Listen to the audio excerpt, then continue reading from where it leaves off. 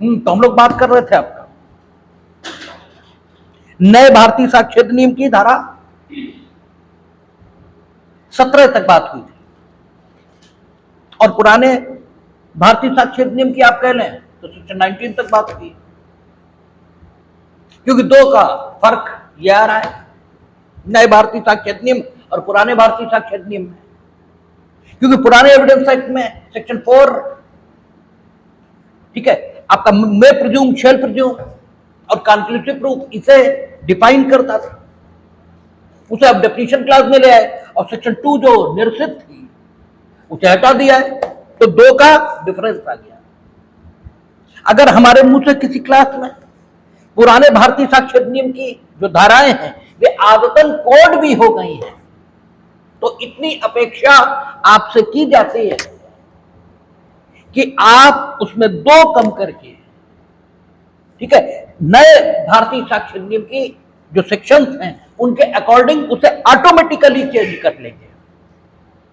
इतनी अपेक्षा कम से कम जेन्युइनली ये आपसे की जा सकती है, इसमें कम से कम कोई दिक्कत नहीं होनी चाहिए। तो पिछली बार जो हम लोगों ने बातचीत की थी वो पुराने भारतीय साक्ष्य अधिनियम उसकी सेक्शन 19 उसमें लिखी हुई है, और वही बात भारतीय साक्ष्य अधिनियम जो नया है उसके सेक्शन 17 इसमें लिखी हुई है। और वो बात क्या थी? बात थी कि वे व्यक्ति जो कार्यवाही के पक्षकार तो नहीं है, किंतु उनकी स्थिति या दायित्व इसे वाद के पक्षकारों के विरुद्ध साबित किया जाना है। उनकी स्थिति या दायित्व इस प्रकार का है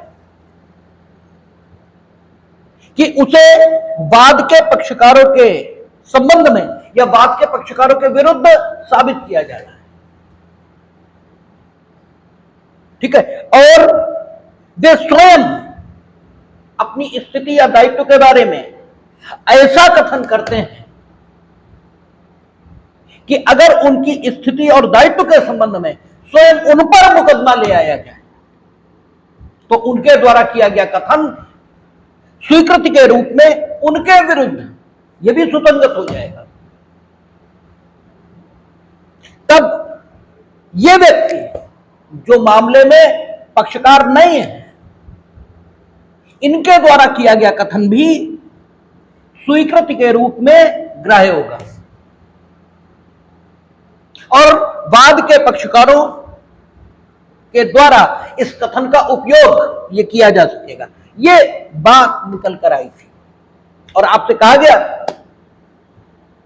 कि इस सेक्शन का अधिकतम उपयोग या अधिकतर उपयोग वहां होता है जहां विवाद किसके बीच होता है? मालिक और अभिकर्ता के बीच। और हमने कहा था कि कोई कुछ भी बता रहा है, वो चीफ जस्टिस ऑफ इंडिया ही क्यों न हो, अगर वे अपनी बात का आधार बेर में नहीं दिखा सकते तो उनकी बात निराधार है और वह पालन करने के योग्य नहीं है।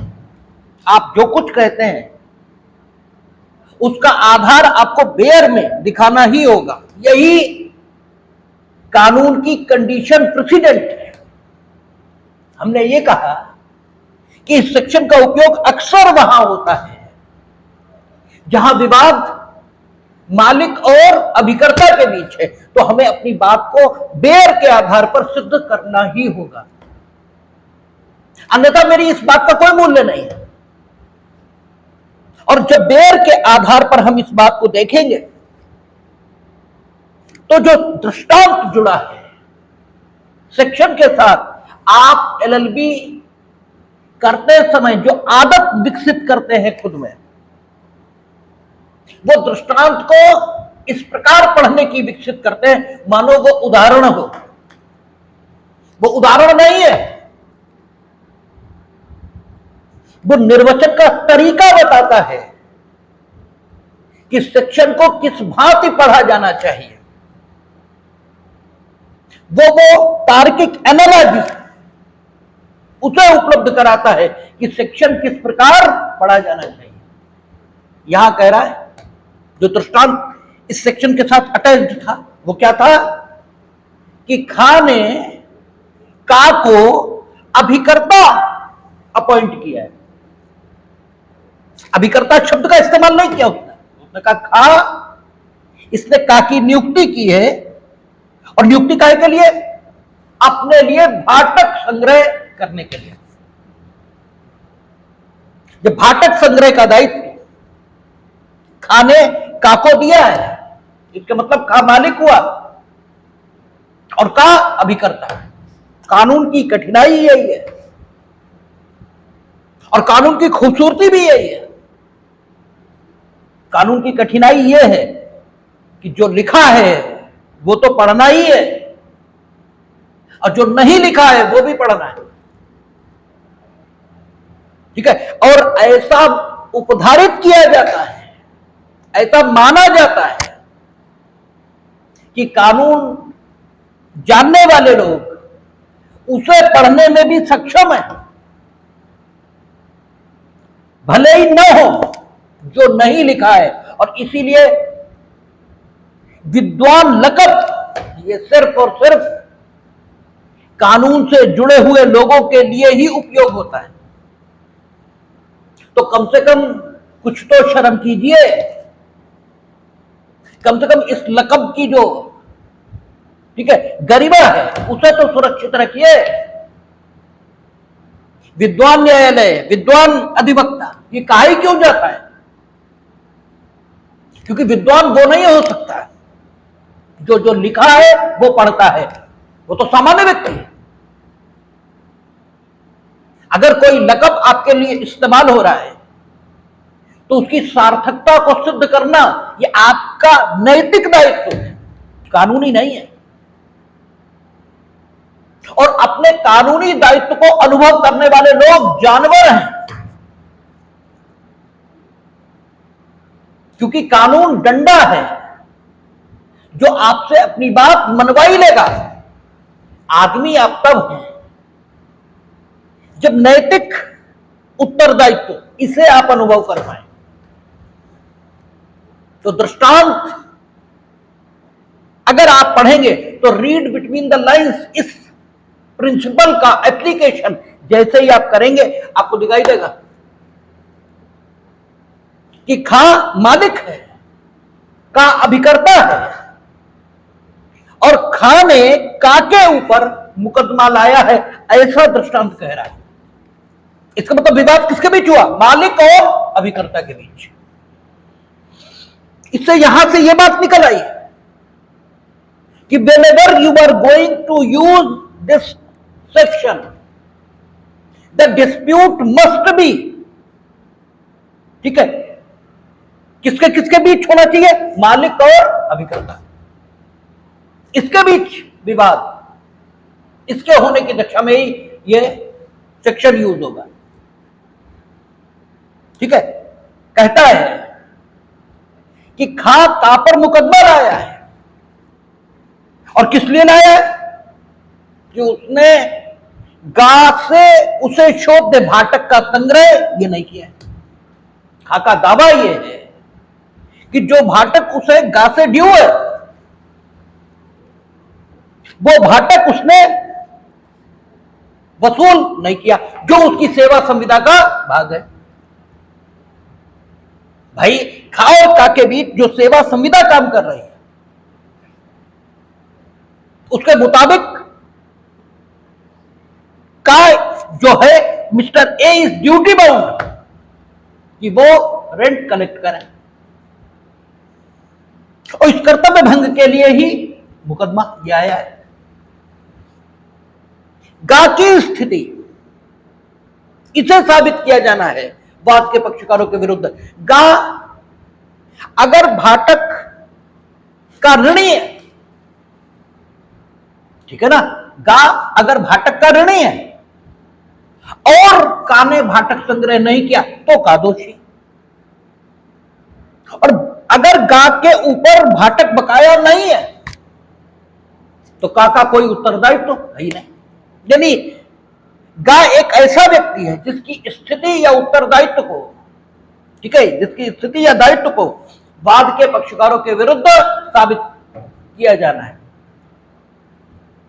और यह उत्तरदायित्व तो ऐसा है गा का कि स्वतंत्र रूप से गा के ऊपर मुकदमा है भाटक संग्रह के लिए, और गा ने अगर किसी से यह कह रखा है कि वाकई भाटक हम पर बकाया है, तो उसका वो कथन उसके विरुद्ध लाए गए मुकदमे में स्वीकृति के रूप में सुसंगत हो जाएगा। तो यहां भी अगर गा ने अपनी स्थिति के संबंध में कोई कथन कर रखा है, तो भले ही मुकदमा मालिक और अभिकर्ता के बीच है, मुकदमे का पक्षकार ये तीसरा व्यक्ति नहीं है, लेकिन इसके बाद भी उसका वो कथन स्वीकृति के रूप में यहां सुसंगत होगा। क्यों? इसलिए कि नॉर्मल रूल यही है कि व्यक्ति अपने हित के विरुद्ध कोई ऐसा कथन नहीं करता जो उस पर किसी उत्तरदायित्व की उत्पत्ति ये कर दे। और अगर ऐसा है कि उसने ऐसा कोई कथन कर रखा है, तो 90% इस कथन के सत्य होने की ही संभावना है। आप खुद को उत्तरदायित्व में डालने वाले कथन ये कब करते हो? ये तो कभी नहीं करते आप। इवन उत्तरदायित्व हो तो भी नकारते हो। सामान्य नियम यही है।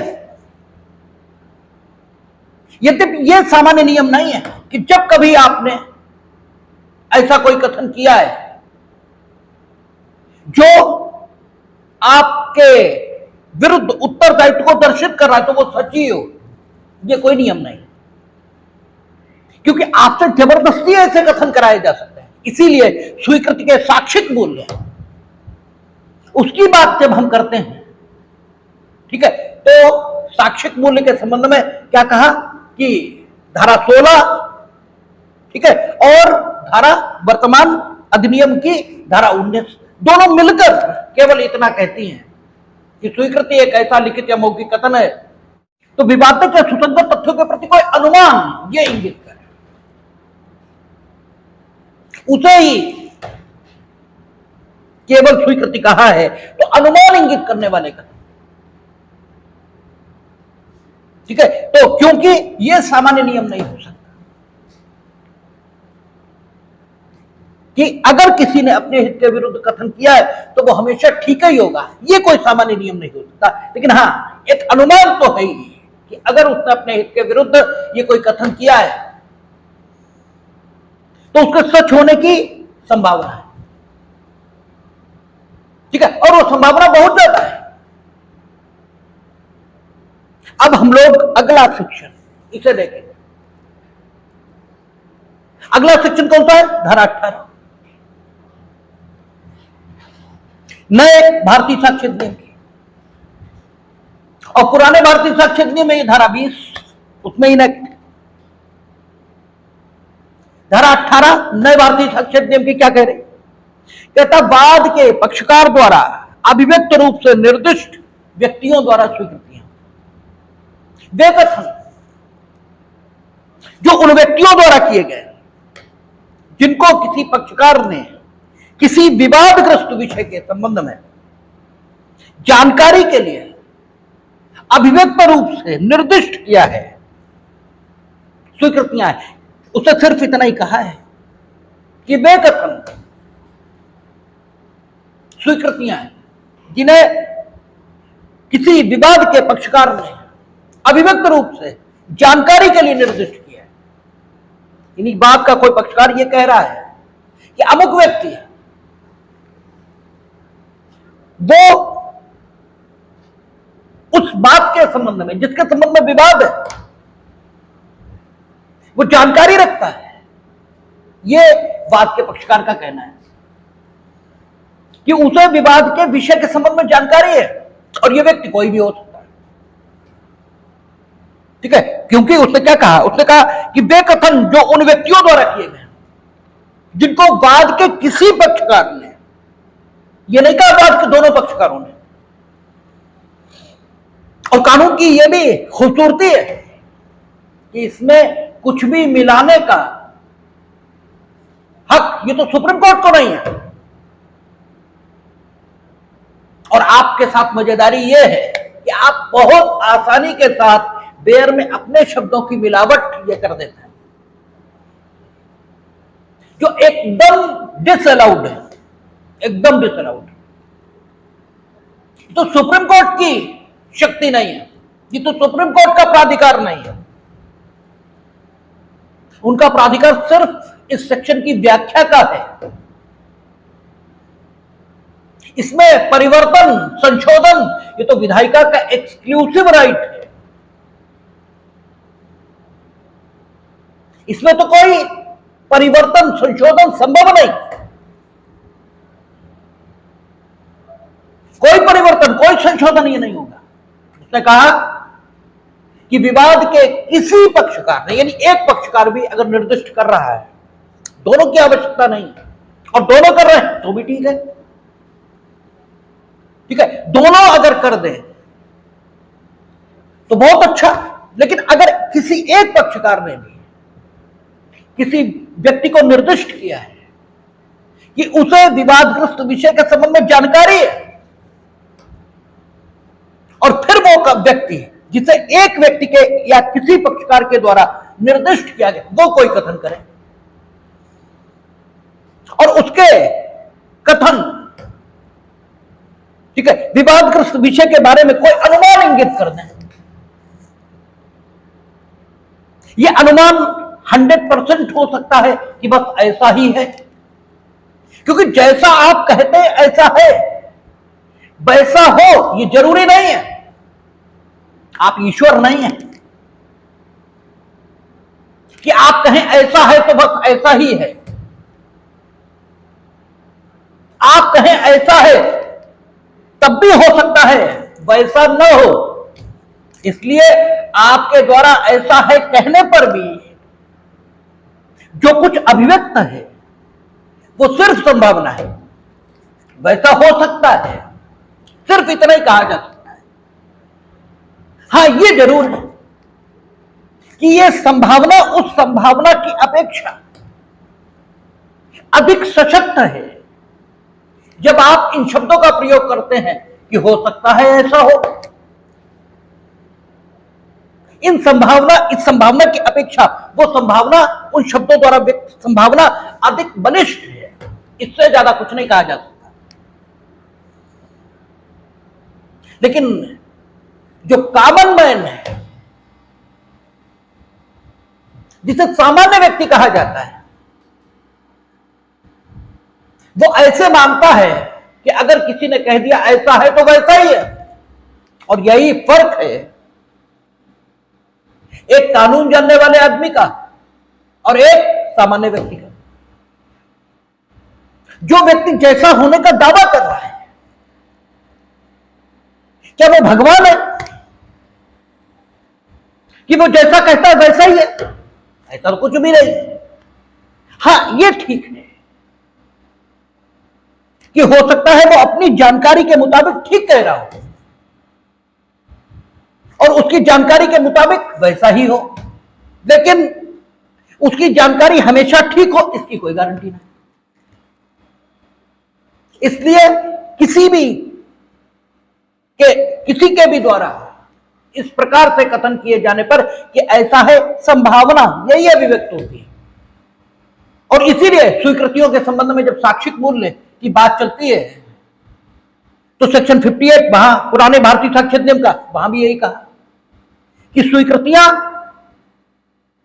ठीक है, हो जाने के बावजूद न्यायालय संबंधित विषय के संबंध में अन्य साक्ष्य देने की अपेक्षा यह कर सकता है। और यहां, ठीक है, इस स्वीकृति के चैप्टर में वर्तमान भारतीय साक्ष्य नियम की धारा 25 और पुराने की 31, वहां भी यही कहेगा, स्वीकृतियां विबंध पैदा करेंगी, वे मामलों का निश्चायक साक्ष्य नहीं है। जो कुछ पैदा करेंगे सिर्फ विबंध। और विबंध पैदा करेंगी तो स्थिति क्या बनेगी, ये सेक्शन 25 आने दीजिए तब बात करेंगे। फिलहाल बात सिर्फ इतनी कि अगर बाद के किसी पक्षकार ने अगर किसी व्यक्ति को निर्दिष्ट किया है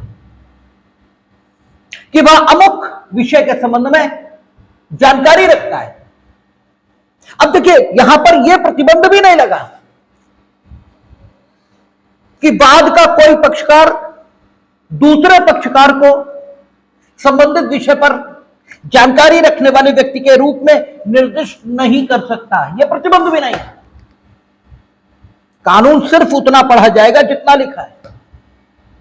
उसने कहा बाद के किसी पक्षकार के द्वारा अगर किसी व्यक्ति को संबंधित विषय पर जानकारी रखने वाले व्यक्ति के रूप में निर्दिष्ट किया जाएगा तो यह व्यक्ति जिसे निर्दिष्ट किया गया है इसका कथन स्वीकृति होगा,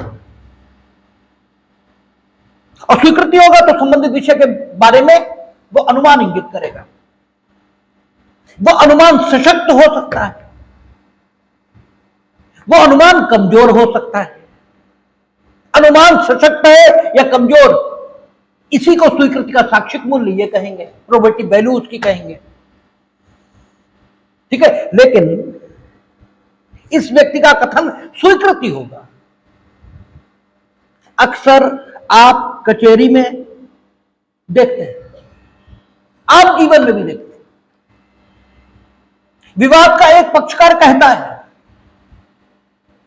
अगर ये मंदिर में कसम खान है कि इन्हें यह बात जानकारी में नहीं है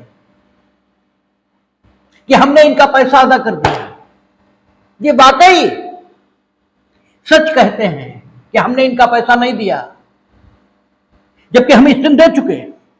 यानी प्रकारांतर से क्या कहा जा रहा है कि अगर ये कह रहे हैं कि इन्हें जानकारी नहीं है ऋण की अदायगी के विषय में, कहा तो यही जा रहा है, तो हम मान लेंगे कि हां हमने ऋण अदा नहीं किया, ठीक है। तो क्या कहने की अपेक्षा की जा रही है कि संबंधित विषय जिसके संबंध में मुकदमा चल रहा है उसके बारे में इन्हें जानकारी नहीं है, ठीक है। अनुमान इंगित करने वाला कथन, इसी को करने की अपेक्षा ये की जा रही है। न्यायालय कहता ठीक है। अब उसने कसम उठाकर जो कुछ कहा उस विवादग्रस्त विषय पर अपनी जानकारी के संबंध में, इसको स्वीकृति के रूप में संबंधित मुकदमे में ग्राह्य किया जाएगा। किस धारा के मुताबिक?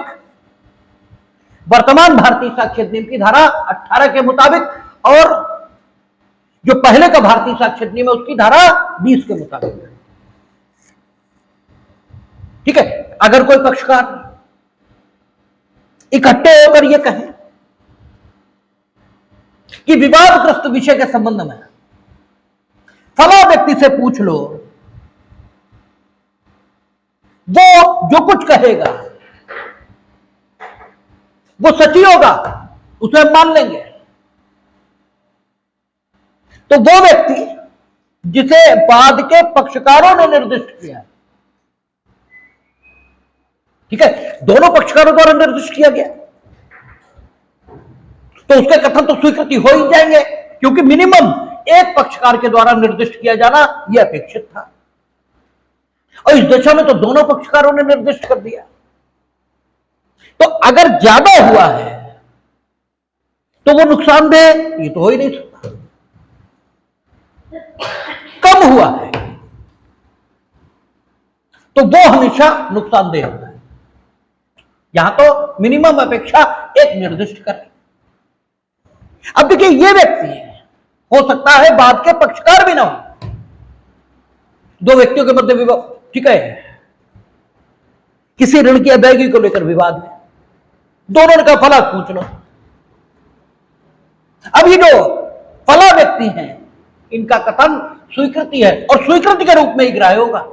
और स्वीकृति कथन कैसा है? स्वीकृति कथन है जो विवादक तथ्यों या सुसंगत तथ्यों की ओर क्या इंगित करेगा? सिर्फ अनुमान, सिर्फ और सिर्फ अनुमान। इसके लिए जरूरी नहीं है कि अनुमान से ज्यादा कुछ इंगित करे, सिर्फ अनुमान इंगित करेगा, इसके अलावा कुछ भी नहीं। वो अनुमान सशक्त भी हो सकता है, वो अनुमान कमजोर ये भी हो सकता है। तो सेक्शन 18 ये कोई ऐसा सेक्शन नहीं है जिसे समझने में बहुत कठिनाई हो। अब अगला सेक्शन, और अगला सेक्शन जो है वो स्वीकृति के, ठीक है, साबित किए जाने या उसके साक्षिक मूल्य के विषय पर है। क्या कहता है? कहता है स्वीकृतियां उन्हें करने वाले व्यक्ति के या उसके हित प्रतिनिधि के विरुद्ध सुसंगत हैं और साबित की जा सकेंगी। एक बात तो यहीं पर कंप्लीट हो गई। यानी स्वीकृति ये सुसंगत किसके विरुद्ध है? करने वाले के विरुद्ध या उस व्यक्ति के विरुद्ध जो करने वाले के हित का प्रतिनिधित्व ये कर रहा है। यानी स्वीकृतिकर्ता का जो हित है, ठीक है, उसका प्रतिनिधित्व जो व्यक्ति कर रहा है उसके विरुद्ध सुसंगत है और साबित की जा सकेगी। यानी सामान्य नियम यह है कि स्वीकृति तभी आप, ठीक है, साबित कर पाएंगे जबकि जिसने उसे किया है वो उसके खिलाफ हो, अन्यथा स्वीकृति का साक्ष्य आप नहीं दे पाएंगे। यानी आप चाहें कि आप ऐसा कथन साबित करें जो अनुमान इंगित कर रहा है वो स्वयं आपके हित का समर्थन कर रहा है, तो इसकी अनुमति नहीं है। सामान्य दशा यही है, क्योंकि क्या कहा उसने कहा स्वीकृतियां सामान्यतः कथनकर्ता या कथनकर्ता का जो हित प्रतिनिधि है उसके विरुद्ध साबित की जाएगी और उसके विरुद्ध ही सुसंगत है। इसका मतलब सामान्य नियम यह है कि अगर स्वीकृति द्वारा इंगित अनुमान आपके पक्ष में, तो स्वीकृतिकारक कथन सुसंगत ही नहीं है और ना आप साबित कर पाएंगे। यानी धारा 16 में जो बात कही गई थी उसके विस्तार को अब सीमित करना शुरू कर दिया है। धारा 16 में एक बड़ी बात कही थी जब स्वीकृति को परिभाषित किया था। धारा 16 मुझसे गलत निकला है, धारा 15 है, ठीक है। नए भारतीय साक्ष्य अधिनियम में धारा 15 में स्वीकृति को परिभाषित किया है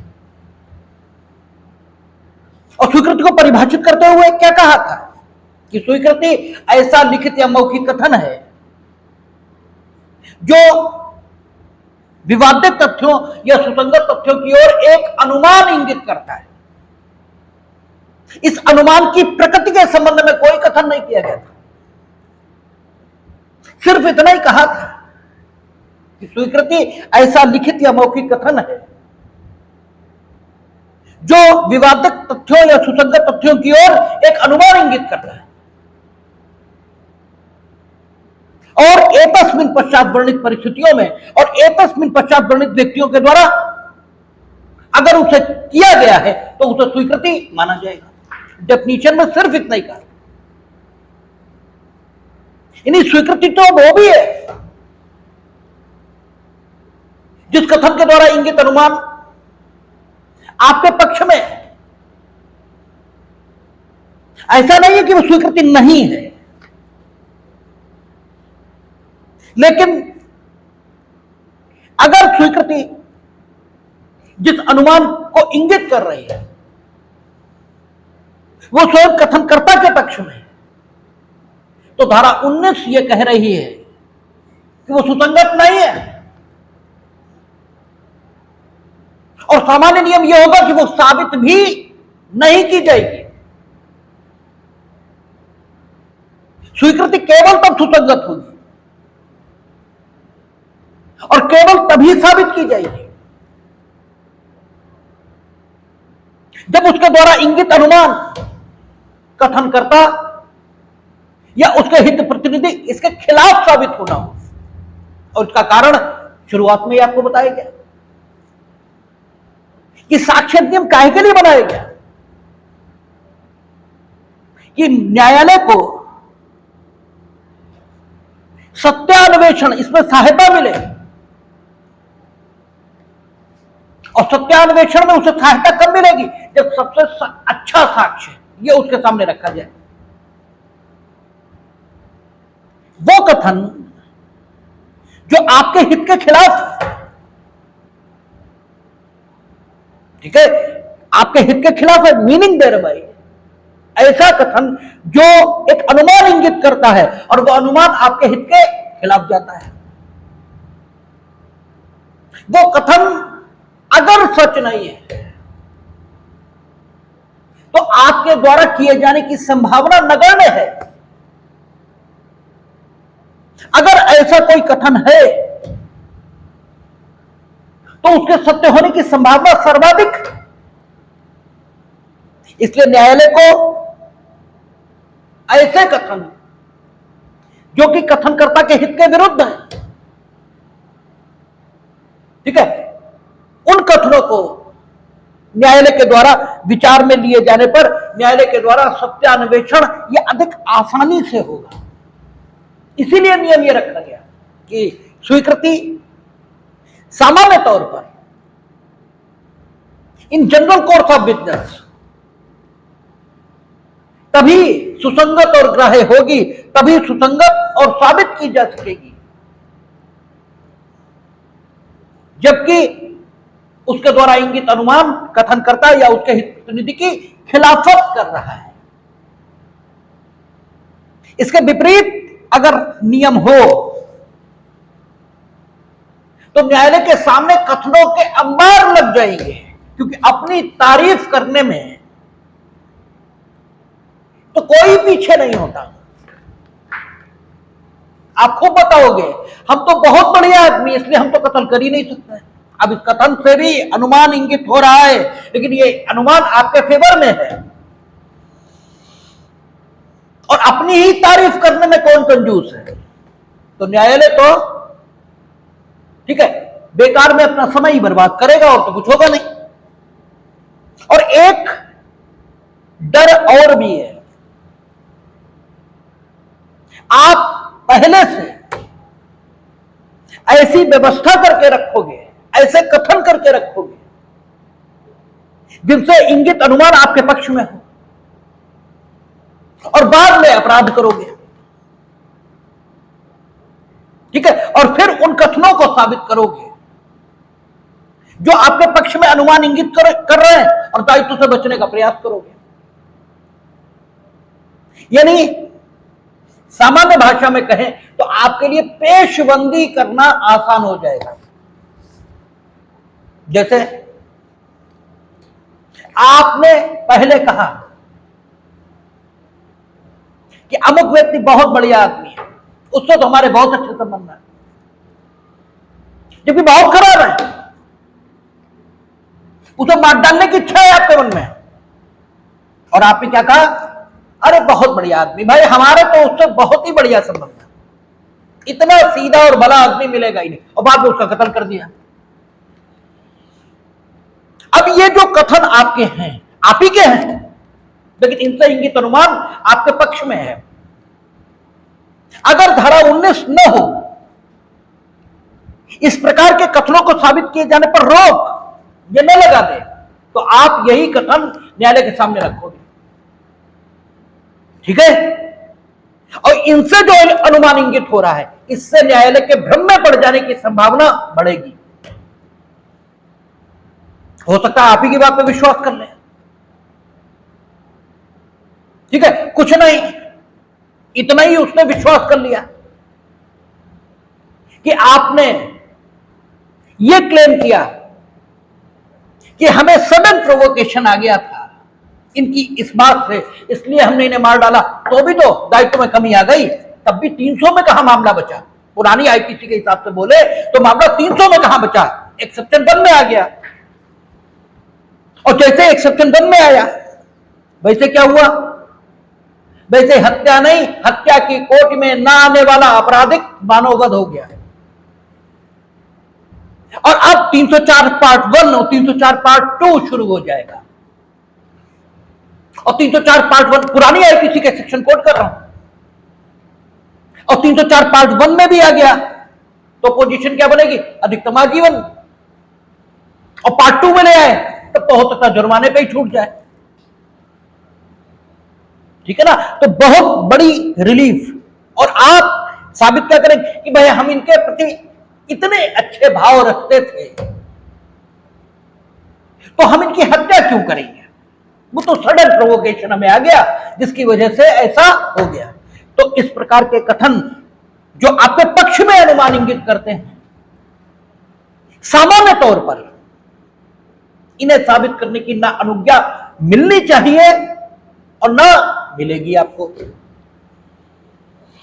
इसीलिए सेक्शन ने धारा 15 के विस्तार पर एक महत्वपूर्ण प्रतिबंध यह लगा दिया और यह कहा कि सामान्य नियम यह होगा कि स्वीकृति कारक कथन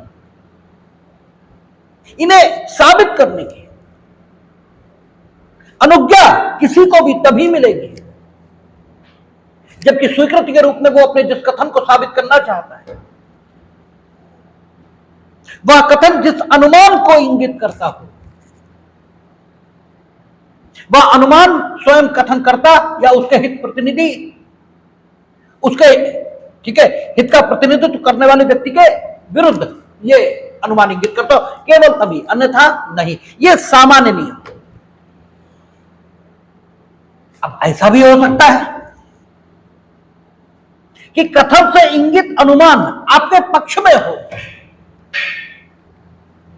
कथन से इंगित अनुमान आपके फेवर में है,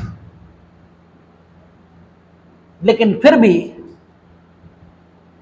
कथन से इंगित अनुमान आपके फेवर में होते हुए भी वह सत्यता यह बता रहा है,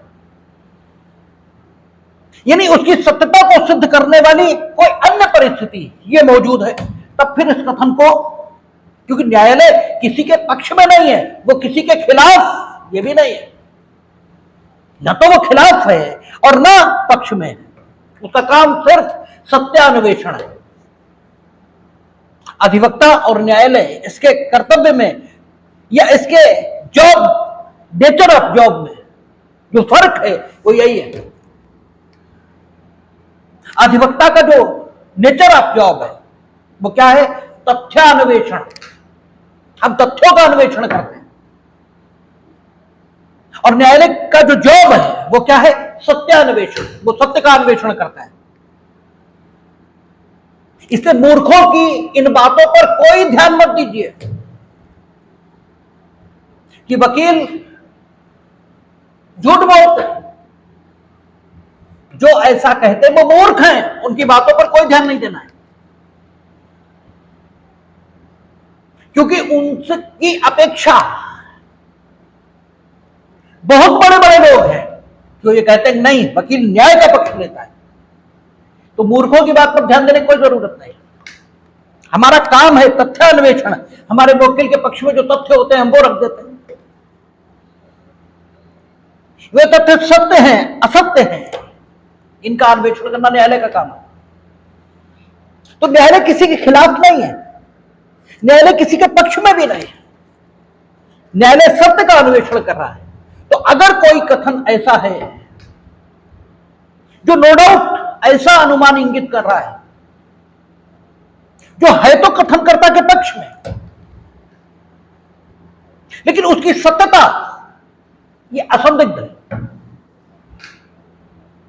सत्यता असंदिग्ध कहने का अर्थ यह है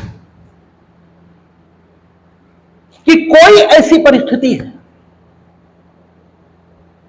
जो उसकी सत्यता को असंदिग्ध बना रही है, तो फिर उस कथन को भले ही वो कथनकर्ता के पक्ष में हित को, कथनकर्ता के हित के पक्ष में अनुमान इंगित कर रहा है, इस कथन को स्वीकृति के रूप में विचार में लेने में बुराई ही क्या है? क्योंकि हमने ऐसे कथन जो कथनकर्ता के हित का समर्थन करते थे उन्हें जो बाहर किया था वो तो सिर्फ इसलिए कि व्यक्ति अपने हित में झूठ बोलने में कोई परहेज करता ही नहीं। और ऐसे कथनों के जो स्वयं कथनकर्ता के पक्ष में है, ठीक है, झूठ होने की संभावना ज्यादा है उन कथनों की तुलना में जो उसके हित का विरोध करते। लेकिन अगर कोई ऐसा कथन हो सकता है जो ऐसी परिस्थितियों में हो, जो कथन की सत्यता को सुनिश्चित करती हो, तो फिर कथनकर्ता के पक्ष में है, ठीक है, अनुमान को इंगित करता है, इससे क्या फर्क पड़ता है? ठीक है, कथन जिस अनुमान को इंगित कर रहा है वो कथनकर्ता का हित है, तो इससे फर्क ही क्या पड़ता है? होगा। ऐसा कथन यदि सत्य साबित कर दिया जाए या उसके सत्य होने की संभावना उसके ये मौजूद हो, उसकी सत्य होने की संभावना को सुनिश्चित करने वाली कोई एडिशनल परिस्थिति ये मौजूद है, तो इस कथन को स्वीकृति के तौर पर ग्राह्य कर लेने में कोई बुराई ये भी नहीं। और जो सेक्शन का अगला भाग है वो यही कहता है, वो क्या कहता है? कहता स्वीकृतियां उन्हें करने वाले व्यक्ति के या उसके हित प्रतिनिधि के विरुद्ध सुसंगत है और साबित की जा सकेंगी। फिर कामा लेता है और कहता है किंतु उन्हें करने वाले व्यक्ति द्वारा या उसकी ओर से, यानी उसके पक्ष में, या उसके हित प्रतिनिधि द्वारा निम्नलिखित अवस्थाओं में के सिवाय उन्हें साबित नहीं किया जा सकेगा। अर्थात यानी अगर स्वीकृतिकारक कथन ये कथनकर्ता के हित का समर्थन कर रहा है, तो सामान्य तौर पर उन्हें न तो साबित किया जाएगा और न ही वे सुसंगत होंगे। लेकिन अगर निम्नलिखित परिस्थितियां मौजूद हैं तो इस नियम में रिलैक्सेशन यह दिया जाएगा और कथनकर्ता या कथनकर्ता के हित का प्रतिनिधित्व करने वाले व्यक्ति के पक्ष में भी इन स्वीकृतियों को साबित किया जा सके। यानी exceptional, there are exceptional circumstances in which you can prove those statements of yourself which are known by us as the admission। ठीक है, ये एक्सेप्शनल सर्कमस्टांसेस है। आगे चर्चा बढ़े उससे पहले कुछ बातें समझ लीजिए। आप कल मरने वाले हो, लेकिन मानता कोई नहीं है कि हम कल मरने वाले। ठीक है, आप शमशान जाओ तो वहां लिखा होता है कि सामान 100 वर्ष का, पल की खबर नहीं। ठीक है ना, आप ये मानते नहीं हो कि हम मरने ही वाले हैं, भले ही एक क्षण बाद ही हम जीवित न रहे, इसलिए आप ऐसा कोई कथन नहीं करते। ठीक है, जो भले ही संबंध भविष्य से रखता है, ठीक है, लेकिन भविष्य में भी आपके हित की खिलाफत अगर वो कर सकता है, ठीक है ना, तो आप ऐसा कथन झूठ नहीं लिखोगे कहीं। ठीक है क्या कि आगे हम लोग पढ़ेंगे भारतीय साक्ष्य अधिनियम जो पुराना वाला है उसका सेक्शन 32 और वर्तमान में भी, ठीक है, कहीं ना कहीं पर होगा ही, जब पहुंचेंगे तब देख लेंगे। पुराने भारतीय साक्ष्य अधिनियम की धारा 32 है। धारा 32 क्या कहती? उन व्यक्तियों के कथन जो मिल नहीं सकते, ठीक है ना, जो मर गए या जिन्हें इतने विलंब और व्यय के बिना न्यायालय के समक्ष साक्ष्य देने के लिए उपस्थित नहीं किया जा सकता, जितना विलंब और व्यय मामले की परिस्थितियों में न्यायालय अयुक्ति संगत मानता है, उन व्यक्तियों के कथन, ठीक है, साबित किए जा सकेंगे। ठीक है, धारा 32 के अंतर्गत। और 32(1), 32(2) ये सारी चीजें वहां हैं। अब आपने ऐसा कोई कथन किया है जो अगर आप मर गए होते, साक्ष्य देने के लिए अन्यथा असमर्थ न रह गए होते, ठीक है ना, मिल न सकते, तो धारा 32 के अंतर्गत उसे ग्राह्य कर लिया जाता। अगर ऐसा कोई कथन आपका है तो भले ही उससे इंगित अनुमान आपके हित का समर्थन करता है, तो भी उस कथन के सत्य होने की संभावना ज्यादा है, क्योंकि आप अपने हित के खिलाफ ऐसा कोई कथन नहीं करते, ठीक है, जो भविष्य में भी आपको नुकसान पहुंचाए यदि वो झूठ है। यानी आप कभी भी अपने हित के खिलाफ कथन सामान्य तौर पर नहीं करते। आगे हम लोग देखें, दृष्टांत लिखा है। दृष्टांत क्या कहता है? खाखंड, खा दृष्टांत देखें। कहता है किसी पोत के कप्तान काका विचारण, का कौन है? जहाज का कैप्टन है।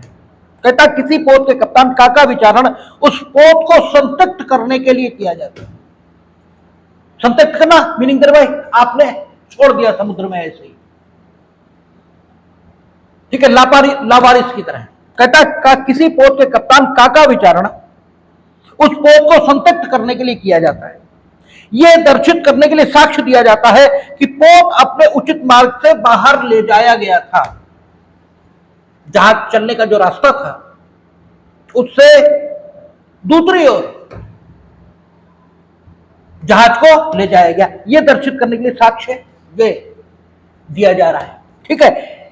कहा अपने कारोबार के मामूली अनुक्रम में अपने द्वारा रखी जाने वाली वह पुस्तक पेश करता है जिसमें वे संप्रेक्षण दर्शित हैं, जिनके बारे में यह अभिकथित है कि वे दिन प्रतिदिन किए गए थे और जिनसे यह उपदर्शित है कि पोत अपने उचित मार्ग से बाहर नहीं ले जाया गया था। क्या इन कथनों को साबित कर सकेगा? क्योंकि यदि उसकी मृत्यु हो गई होती तो वे कथन अन्य व्यक्तियों के बीच धारा 26, ये यहां 26 है, पुराने अधिनियम में 32 है, ठीक है, धारा 26 के खंड खा के अधीन ग्राह्य होते है। क्या आप जहाज के कैप्टन हैं, आप in the course of business एक डायरी रखते हैं, कारोबार के सामान्य अनुक्रम में एक डायरी रखते हैं, और उस डायरी में क्या करते हैं? अपने कारोबार में आने वाली सामान्य परिस्थितियों को नोट करते रहते हैं। यह आपकी ड्यूटी है। कारोबार के सामान्य अनुक्रम में आप एक डायरी रखते हैं, उसमें प्रविष्टियां ये आप करते रहते हैं। अब ऐसी कोई अगर डायरी है और आपको पोत चलाने के लिए जहाज का कैप्टन ये बनाया गया, ठीक है, और उसमें आपने लिखा है कि बंबई इस रास्ते से जाना था और इस रास्ते से जा रहे थे तो यहां पर ये चीज, वहां पर वो चीज मिली, और वास्तव में उस रास्ते में वो चीजें मिलती ही हैं। आप इस डायरी में कुछ भी झूठ नहीं लिखोगे। कारण ये है कि कारोबार के सामान्य अनुक्रम में लिखी जाने वाली डायरी है और किसी भी समय मालिक के द्वारा चेक कर ली जाएगी। अगर वाकई, ठीक है, आप उस रास्ते पर, भाई आप इस डायरी में झूठे कथन ये नहीं करोगे, आप इस डायरी में सच्चे कथन ही लिखोगे, क्योंकि ये किसी भी समय चेक हो जाती है, ठीक है। अच्छा, इन कथनों के सत्य होने की, क्योंकि ये कारोबार के सामान्य अनुक्रम में एक डायरी पर किए गए, आप भविष्य नहीं जानते हो, ठीक है ना, आप भविष्य नहीं जानते कि अगर हम मर जाएं, ठीक है, तो अगर आप मर जाओ तो उस डायरी को दर्शित किया जा सकता है। उस डायरी में जो कुछ लिखा है वो धारा 25 के खंड खा में आपकी जेन्युइननेस को दर्शित करने के लिए दिया जा सकता है। इसलिए यहां भी जहाज के कैप्टन पर यह आरोप लगाया गया है, और ये आपको सेक्शन ज्यादा तब समझ में आएगा जब हम लोग 25 भी पढ़ेंगे। ठीक है, जब 25 पढ़ेंगे तब इस बात को दोबारा लेंगे। यहां पर जो बात बताई गई है इसको दोबारा लेंगे। यहां पर इतना बता देना पर्याप्त होगा कि धारा 32 पुराने अधिनियम की और नए अधिनियम की धारा 26 जो ऐसे व्यक्तियों के कथनों को ग्राह्य करती है जो मर गए, मिल नहीं सकते, अगर उनके द्वारा उन्हीं परिस्थितियों में जो परिस्थितियां पुराने अधिनियम की धारा 32 और नए अधिनियम की धारा 26 में वर्णित है, उन परिस्थितियों में अगर कोई कथन किया गया है तो उस कथन को कथनकर्ता के पक्ष में अनुमान इंगित करने की स्थिति में भी सुसंगत घोषित करती हैं और उन्हें उनके पक्ष में साबित करने की अनुज्ञा यह भी, ठीक है, भारतीय साक्ष्य अधिनियम की नए वाले की धारा 19 ये दे रही है। क्यों? क्योंकि इसमें एक एडिशनल परिस्थिति है और वो एडिशनल परिस्थिति कौन सी है? धारा 26 की परिस्थिति या पुराने अधिनियम में धारा 32 की परिस्थिति। और धारा 32 से धारा 26 की जो परिस्थिति है वो इस कथन की सत्यता को अतिरिक्त, ठीक है, इसको सुनिश्चित कर रही है। और जब चूंकि इस कथन की सत्यता को सुनिश्चित कर रही है तो भले ही उससे इंगित अनुमान कथनकर्ता के पक्ष में हो तो भी उसको स्वीकृति माना जा सकेगा और कथनकर्ता अपने पक्ष में साबित कर सकेगा। सामान्य नियम यही होगा कि स्वीकृतियां आपके हित के खिलाफ होने की दशा में ही ये साबित की जाएंगी। क्यों? क्योंकि सामान्य नियम यही है कि आप अपने हित के खिलाफ झूठा कथन नहीं करते, अपने हित के समर्थन में झूठा कथन जरूर करते हैं। हां, अगर कोई ऐसी परिस्थिति है जो स्वयं आपके कथन की सत्यता को सुनिश्चित कर रही है तो फिर उस परिस्थिति में अगर आपने कोई कथन किया है तो भले ही वो आपके हित का समर्थन करने वाला अनुमान ये इंगित कर रहा है, इसके बाद भी उस कथन को आप साबित कर सकते हैं। क्यों? क्योंकि न्यायालय ना तो किसी के पक्ष में है और ना किसी के विपक्ष में है। तो पुराने अधिनियम की धारा 32 और नए अधिनियम की धारा 26 उन परिस्थितियों को अपने में समाहित कर रही है जिन परिस्थितियों में अगर किसी व्यक्ति के द्वारा कोई कथन किया जाएगा तो उसकी सत्यता असंदिग्ध ये हो जाएगी और फिर उस दशा में कथनकर्ता स्वीकृति के तौर पर उस कथन को भी साबित कर सकेगा जिससे इंगित अनुमान स्वयं उसके हित का समर्थन कर रहा है।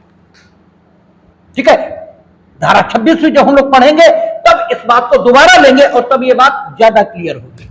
अभी क्योंकि धारा 26 आपने पढ़ी नहीं है, ठीक है, इसलिए इस बात को समझने में थोड़ी कठिनाई ये हो सकती है, लेकिन मोटे में बात यहीं पर समझेंगे। नहीं तो धारा 32 पुराने अधिनियम की और नई की धारा 26 जब आएगी फिर बात समझ में नहीं आएगी। इसलिए मोटे में अपने दिमाग में ये बात रख लेंगे और आगे उस पर बात करेंगे। एक स्थिति ये हुई, ठीक है, क्योंकि सबसेक्शन 1 में लिखा कोई स्वीकृति उसे करने वाले व्यक्ति द्वारा या उसकी ओर से तब साबित की जा सकेगी जबकि वह इस प्रकृति की है कि यदि उसे करने वाला व्यक्ति मर गया होता तो वह अन्य व्यक्तियों के बीच धारा 26 के अधीन सुसंगत होगी। तो यह कथन भले ही आपके हित में अनुमान इंगित कर रहा है फिर भी आप इसे साबित कर पाएंगे। दूसरी स्थिति, कोई स्वीकृति उसे करने वाले व्यक्ति द्वारा या उसकी ओर से तब साबित की जा सकेगी जबकि वह मन की या शरीर की सुसंगत या विवाद्य किसी दशा के अस्तित्व का ऐसा कथन है जो उस समय या उसके लगभग किया गया जब मन या शरीर की ऐसी दशा विद्यमान थी और ऐसे आचरण के साथ जो उसकी असत्यता को अनअधिसंभाव्य यह कर देता है। क्या है? मन की या शरीर की सुसंगत या विवाद दशा, इसके अस्तित्व का ऐसा कथन है, ठीक है, जो उस समय या उसके लगभग किया गया जब मन या शरीर की वह दशा विद्यमान थी और ऐसे आचरण के साथ, माने यह शरीर की दशा ही केवल विद्यमान नहीं थी, बल्कि ऐसे आचरण के साथ नहीं, ऐसे आचरण के साथ जो उसकी सत्यता को अनधिसंभाव्य ये बना देता है। ठीक है, जो उसकी असत्यता को अनधिसंभाव्य यानी सत्यता को संभाव्य बनाता है, असत्यता को अनधिसंभाव्य बना देता है। इसका मतलब क्या हुआ? सत्यता को संभाव्य बनाता है, अर्थात सत्यता की ओर अनुमान इंगित करता है। ठीक है ना? जैसे एक्सीडेंट होगा तो चोट लगेगी आपके, ठीक है ना? और कोई मारेगा तो चोट लगेगी आप। चोट तो दोनों तरीके से आएगी। ऐसा तो होगा नहीं कि एक्सीडेंट हो, ठीक है, तो चोट न लगे और कोई मारे तो चोट लगे। और ऐसा भी नहीं होगा कि एक्सीडेंट की चोट ये दर्द न दे, खाली मारपीट की चोट ये दर्द दे, ये भी संभव नहीं। लेकिन एक बात तय है, एक्सीडेंट में चोट लगने के बाद आपका जो आचरण होगा वो दूसरे ढंग का होगा, और मारपीट में चोट लगने के बाद जो आपका आचरण होगा वो दूसरे ढंग का होगा। ठीक है, शरीर की दशा ठीक है विवाद्य है। विवादक तथ्य क्या है? शरीर की दशा। विवादक तथ्य क्या होता है? वह तथ्य जो अकेले या किसी अन्य तथ्य के संसर्ग में साबित किए जाने की दशा में क्या करे? किसी न किसी अधिकार, दायित्व, योग्यता, निर्योग्यता इसे उत्पन्न करे, समाप्त करे, उसके विस्तार पर प्रभाव डाले। ठीक है, और जिसका एक पक्ष प्रख्यान करे और एक दूसरा पक्ष प्रत्याख्यान करे, दो चीजें होनी चाहिए। अगर क्या है 8 प्रकार जो उपहतियों के हर्ट के बताए गए, ठीक है, उनमें से किसी एक तरीके की हर्ट शरीर पर मौजूद है, ठीक है, तो मसला घोर उपहति का है, ग्रीवियस हर्ट का है। और अगर उपहति उन 8 विशेष प्रकारों की नहीं है तो वह हर्ट है। और हर्ट और ग्रीवियस हर्ट, इसके लिए दायित्व में फर्क है। ठीक है ना? सिंपल हर्ट और ग्रीवियस हर्ट, इसके लिए जो दायित्व है, सजा है, वो कम और ज्यादा है। यानी शरीर की दशा क्या हुई है? विवाद। शरीर की दशा विवाद है, और शरीर की दशा जिस समय विवाद्य है उस, ठीक है, शरीर की दशा जो विवाद्य है वो शरीर की दशा जिस समय मौजूद थी उस समय आपने कोई कथन किया, और कथन आचरण के साथ नहीं है, ऐसे आचरण के साथ है जो कथन की असत्यता को अनधिसंभाव्य कर रहा है। तो इस कथन को भले ही वो कथनकर्ता के हित का समर्थन कर रहा है, इसे स्वीकृत के रूप में ग्राह्य कर लेने में क्या बुराई है? इससे तो कोई बुराई नहीं है। भाई, आप ये कहते हैं कि मिस्टर ए ने लाठी मारकर मेरी हड्डी तोड़ी, आप शरीर की दशा जो कि विवाद्य है, ठीक है, उसके बारे में कथन कर रहे हैं। ठीक है ना? और शरीर की उस विवाद्य दशा को साबित करने के लिए आप स्वयं का एक कथन इसे न्यायालय के समक्ष प्रस्तुत कर रहे हो कि जिस समय मेरे लाठी लगी उस समय हमने, ठीक है, इन्हें गालियां दी। ठीक है, लोग कहते हैं कि जो मर जाए, इसका ये हो जाए, इसका वो हो जाए, इनने हमें मारा है, ठीक है, इस ढंग के कथन करते हैं। अगर एक्सीडेंट होगा तो कुछ भी कर लीजिए आप, ये शब्द आपके मुंह से नहीं निकलेंगे, ये शब्द निकल ही नहीं सकते, क्योंकि जब दर्द हो रहा होता है तो झूठे कथन गढ़ने का समय ये नहीं होता। उस समय दर्द में आदमी, हाँ, अगर वाकई ए ने मारा है, अब भाई कोई, इसीलिए स्वीकृति कैसी होती है? अनुमान इंगित करती, निश्चय साक्ष्य तो है नहीं।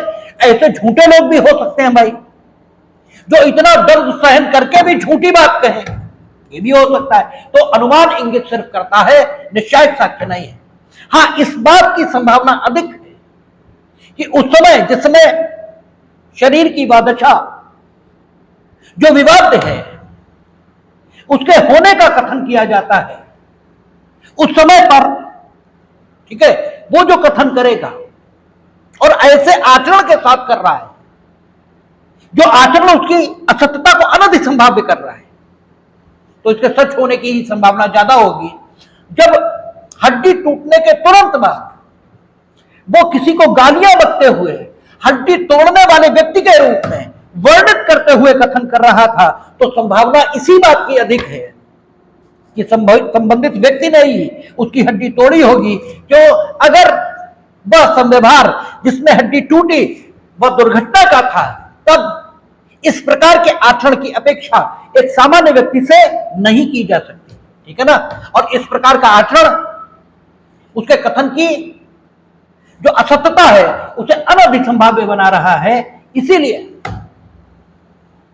इस कथन द्वारा इंगित अनुमान, ये जो घायल व्यक्ति साक्षी के तौर पर न्यायालय में आया है, इसके कथनों का समर्थन करने के बाद भी स्वीकृति के रूप में ग्राह्य हो जाएगा। और इस परिस्थिति में ग्राह्य करने में कोई बुराई ये भी नहीं है।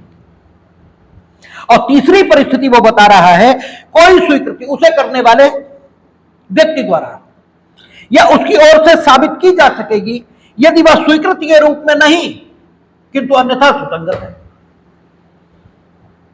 यानी अनुमान इंगित हो रहा है, ठीक है, अनुमान इंगित हो रहा है, लेकिन अनुमान कथनकर्ता के हित का समर्थन कर रहा है और ऐसे आचरण के साथ नहीं है हम, ठीक है, कि सबसेक्शन 2 में आ जाए।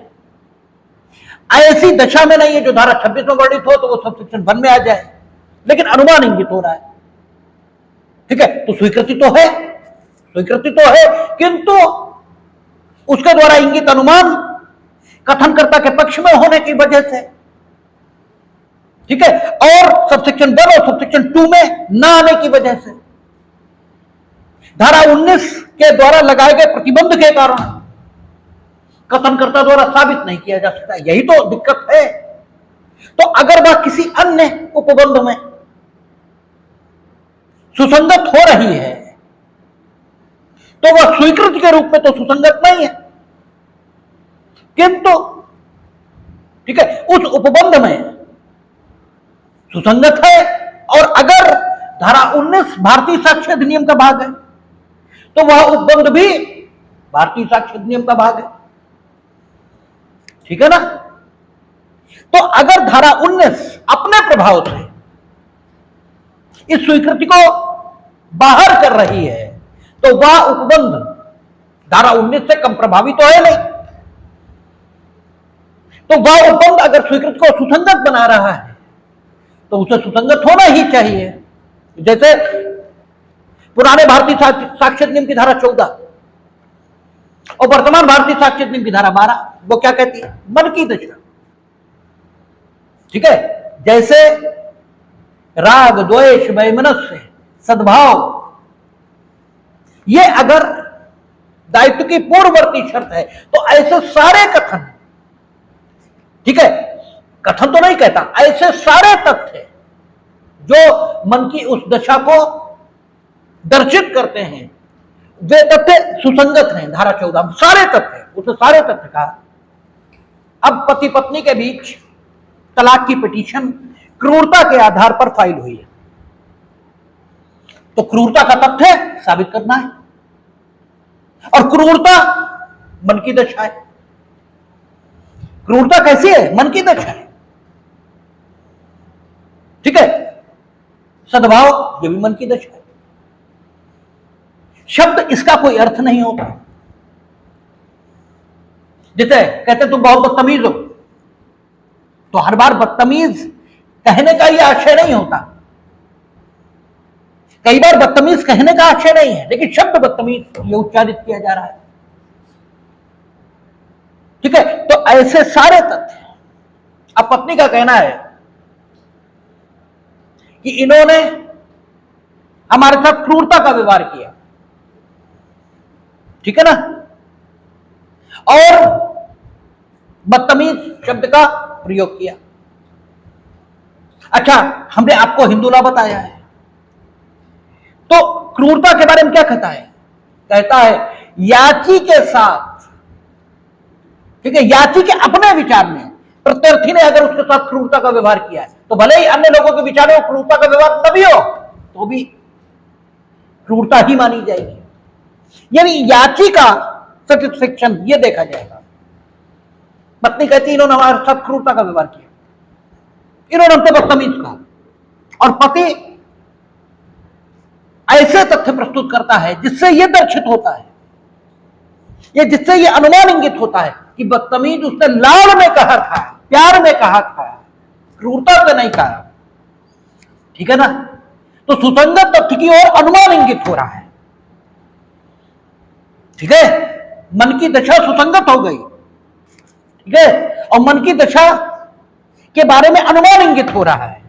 यह अनुमान कथनकर्ता के पक्ष में है, हित के पक्ष में है। और ठीक है, 19 सबसेक्शन 1 और 2 में यह नहीं आ रहा। ठीक है, आचरण के साथ नहीं है। आचरण के साथ होता तो मन की दशा, शरीर की दशा, ठीक है, तो सबसेक्शन 2 से गौन हो जाता, क्योंकि वहां मन की दशा, शरीर की दशा विद्यमान होनी चाहिए, साथ ही साथ ऐसे आचरण के साथ हो। ठीक है, तो वहां भी सुसंगत नहीं, लेकिन धारा 14 में ये सुसंगत है। ये स्वीकृति है, लेकिन स्वीकृति के रूप में सुसंगत नहीं हो रही, लेकिन अन्य उपबंध में सुसंगत हो रही, इसलिए ये कथन साबित हो जाएगा।